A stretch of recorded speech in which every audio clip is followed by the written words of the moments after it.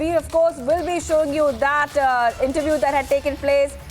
Let's have a listen to that interview, exclusive interview by Sagay Raj.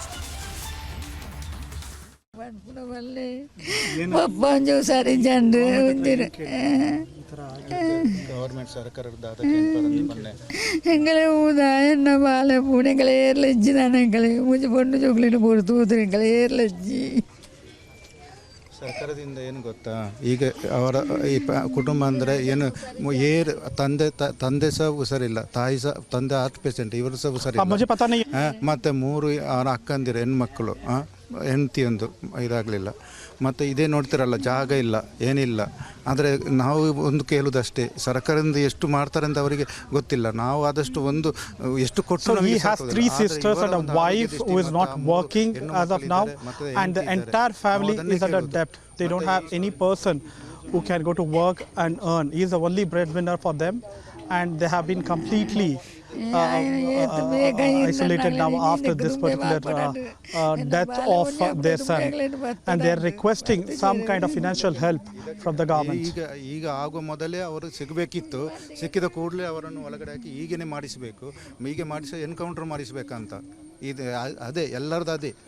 ಈಗ ಬಿಟ್ಟ ಕೂಡಲೇ they are demanding that the assailants who have murdered their son should also face the same fate of his son. Immediately he should be arrested and just should be booked, and he should be also killed like how his son was being killed. ಈಗ ಅವನಿಗೆ ನಾನೇ shop ಮಾಡಿ ಕೊಟ್ಟದ್ದು ನಾನೇ. ನನ್ನ ಯಾವಾಗಲೂ daily ನಾನು ಮಾತಾಡ್ತಿರ್ತೇನೆ, ಏನಿಲ್ಲ ಅವನ ಟ್ರೆಟ್ ಅಂತ. I was the person who had set up the shop for Praveen in Bellare. He was associated with Sangha Parivar as well. He was working for that particular organization with good intention.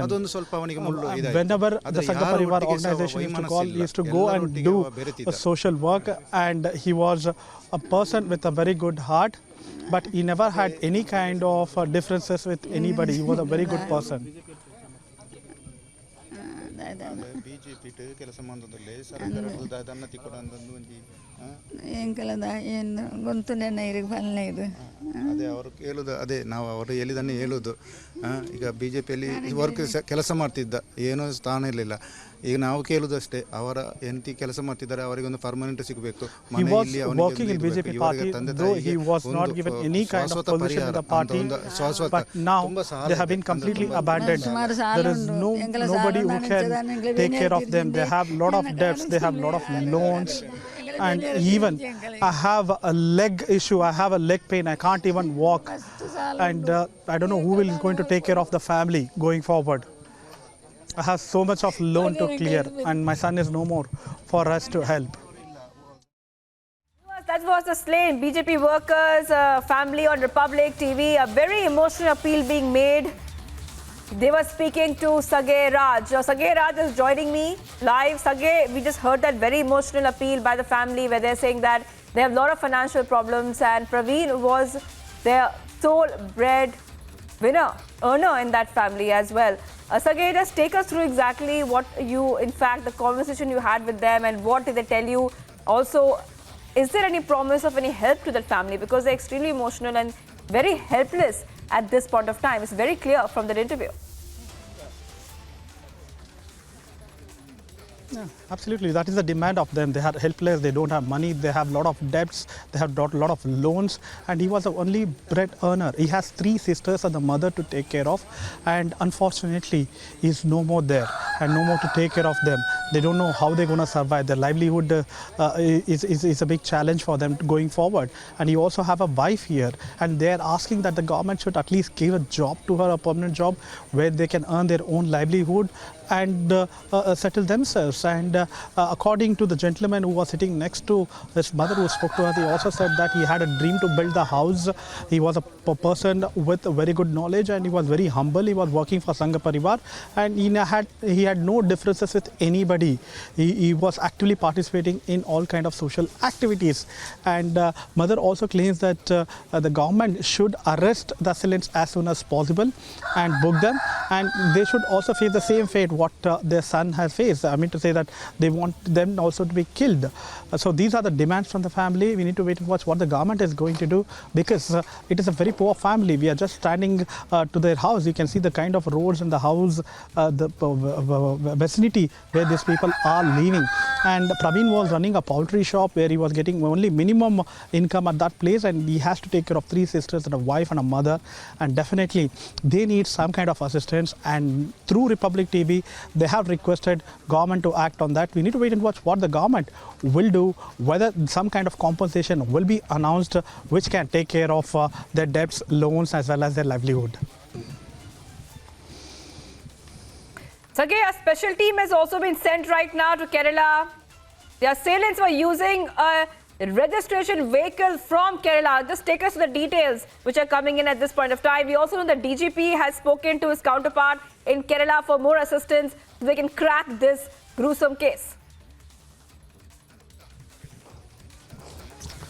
Absolutely, a special team has been sent to Kerala. Remember, this particular place, Bellare in Putturu, is very close to Kerala. They share the border with Kerala. And what we also get to learn is the assailants who came in the bike had used a Kerala registration vehicle. And that particular registration number belongs to Kasargodu, which is in the border of Karnataka and Kerala. And a special team has been sent to investigate further in Kerala, in Kasargodu.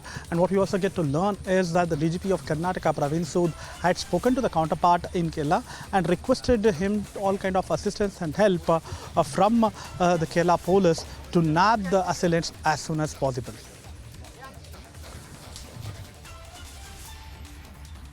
Sage, we saw massive protests. The Praveen's family spoke to you and they are seeking justice. They want justice. They want justice for Praveen, but not just the family. Sage, many people in Karnataka, we saw massive protests demanding answers and wanting justice for Praveen. Take us through exactly what's happening now, because earlier in the day, we saw many protests. Some were peaceful, like you said, but some of them had also turned slightly violent when we saw lathi charge. What's the quick update on that, Sage? It was a peaceful protest in Bellare. People were not violent unless only few miscreants who tried to pelt stones on a religious place. Before that, everything was peaceful. Their only demand, the only voice of those protesters were that they need justice. And they even protested against their own representative. Remember, they were pro-Hindu activists, they were BJP workers who were part of this particular protest. And there were BJP MP, MLA, local leaders from this particular area who had reached out to them. But they were furious against these leaders, stating that they haven't done anything. The Hindu workers are killed day in, day out in many places, but these BJP MLAs and MPs are coming only to seek the votes. And these are the allegations made by the public who were protesting there. And they also shouted anti-slogans against the BJP leaders for not acting on that and not giving any kind of security and safety for their workers who are working for the party, as well as their right-wing organizations. All right, Sage, thank you for joining us with all those details. Sage, reporting live from Praveen's home.